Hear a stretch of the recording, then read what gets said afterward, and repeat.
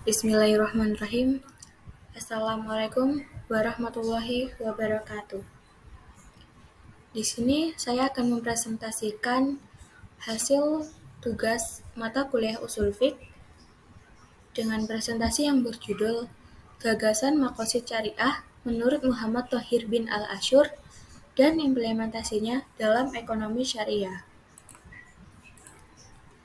Yang pertama, ada biografi Muhammad Thohir bin Al-Asyur. Muhammad Thohir bin Al-Asyur lahir pada tahun 1870 Masehi, 79 Masehi, di kota Lamarsa, Tunisia. Beliau terlahir dari keluarga para ulama, seperti Syekh Ahmad ibnu Asyur, Muhammad ibnu Asyur, Muhammad Thohir ibnu Asyur al-Jad, dan Muhammad Fadil ibnu Asyur. Sejak kecil, Ibnu Asyur ini diasuh oleh kakeknya yang merupakan salah satu seorang syekh di Buatur. Dalam penulisannya, Ibnu Asyur ini menggunakan metode yang terbagi dalam 3 kerangka besar, yaitu pembahasan mengenai penetapan tujuan syariat,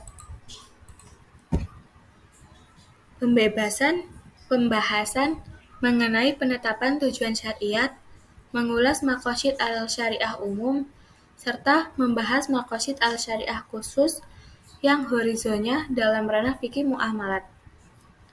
Muhammad ibnu Asyur ini wafat pada hari Ahad tanggal 13 Rajab 1393 Hijriah yang bertepatan dengan tanggal 12 Oktober 1937 Masehi dengan usia 94 tahun.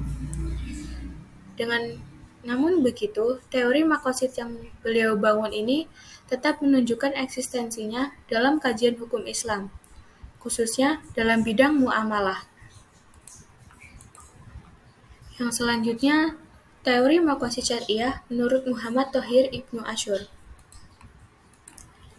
Karakteristik konsep dari pemikiran Ibnu Asyur ini lebih mengarah kepada konsep yang bersifat baru atau sering disebut dengan teori maqasid klasik dan maqasid kontemporer. Kedua teori ini menggambarkan perbedaan nilai antara pemikiran Thohir ibnu Asyur dengan pemikiran para ulama-ulama terdahulu atau klasik. Ibnu Asyur sendiri membedakan pemikiran maqasid syariah menjadi 2, yaitu maqasid syariah al-ammah atau umum dan maqasid al-syariah al-khassas al-muamalat atau khusus. Jadi, karakteristik konsep maqasid syariah Ibnu Asyur masuk ke dalam pemikiran kontemporer dan pemikirannya tidak melanggar nilai-nilai yang terkandung dalam Al-Quran, walaupun memiliki sedikit perbedaan dengan pemikiran terdahulu. Pembaharuan secara teori maqasid kontemporer yaitu 1. Teori ini didasarkan pada perlindungan keluarga dan kepedulian yang lebih terhadap institusi keluarga. Yang kedua, tingkatan pola pikir dalam memprioritaskan perjalanan dalam mencari ilmu pengetahuan. Yang ketiga, memelihara dan melindungi martabat dan hak-hak manusia. Yang keempat, menjaga, melindungi, dan menghormati kebebasan dalam beragama atau berkeyakinan. Yang kelima, memprioritaskan kesejahteraan sosial, mempertimbangkan pembangunan ekonomi, mendorong kesejahteraan manusia, dan mengurangi kesenjangan antara miskin dan yang kaya. Ibnu Asyur mengembangkan teori maqasid syariah dalam mengulas berbagai isu. Hal ini dibagi menjadi beberapa bagian, di antaranya maqasid syariah dalam hukum keluarga, yaitu mengenai pengukuhan ikatan pernikahan, ikatan nasab kekerabatan, dan melepaskan ikatan dalam suatu situasi. Maqasid syariah dalam tata hukum Makosid syariah dalam tata hukum niaga yang mengungkapkan 5 kemaslahatan khusus dalam memutarkan kekayaan. Makosid syariah dalam muamalat ketenagakerjaan yaitu intensifikasi muamalah sejenis, rukhsah untuk gharar ringan, meminimalisir beban pekerja. Makosid syariah hukum tabaruat berupa sedekah,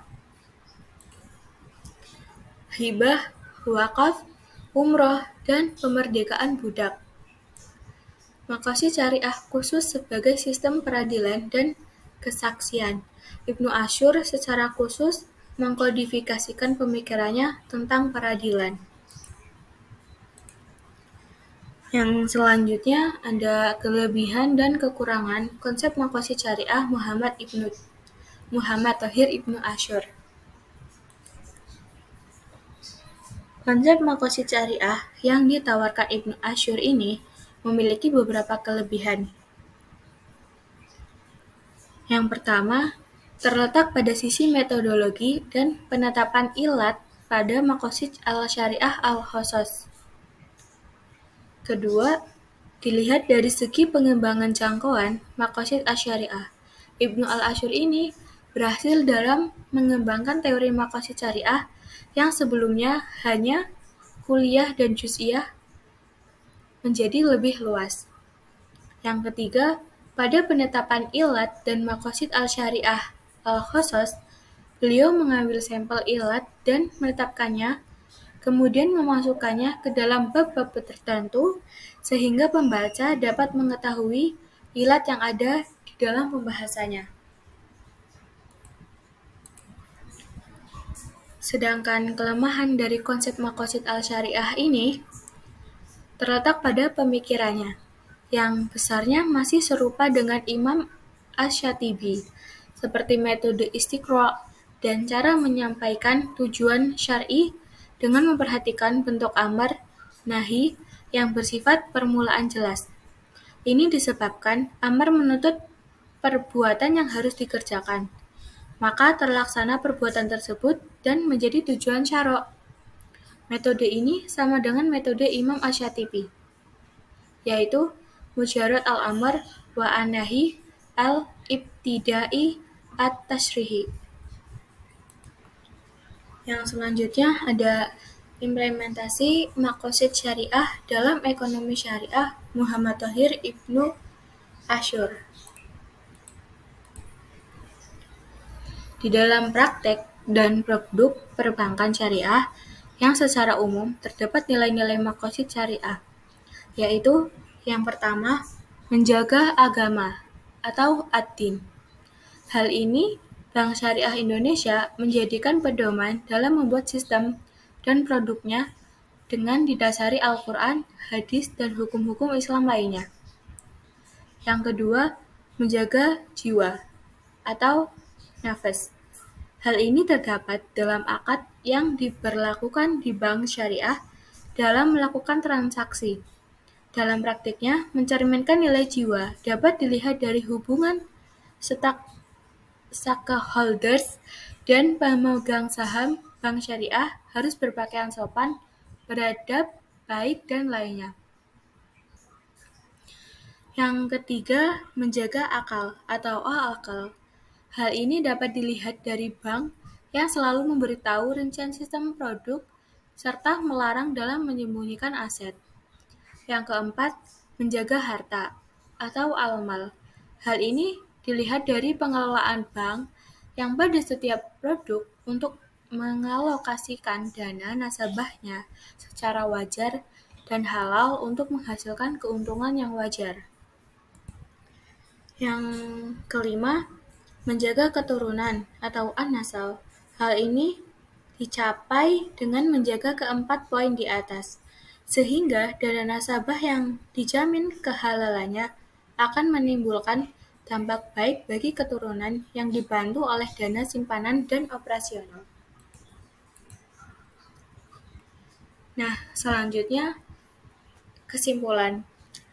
Jadi, Ibnu Asyur merupakan salah satu cendekiawan Muslim yang berhasil mengembangkan teori maqasid asy-syariah yang sebelumnya hanya terfokus pada kajian kuliah dan juz'iyah, dengan menjadikannya lebih luas, yaitu memperluas kajian maqasid al-syariah menjadi maqasid al-syariah al-khas tentang muamalah yang mengupas berbagai persoalan maqasid al-syariah.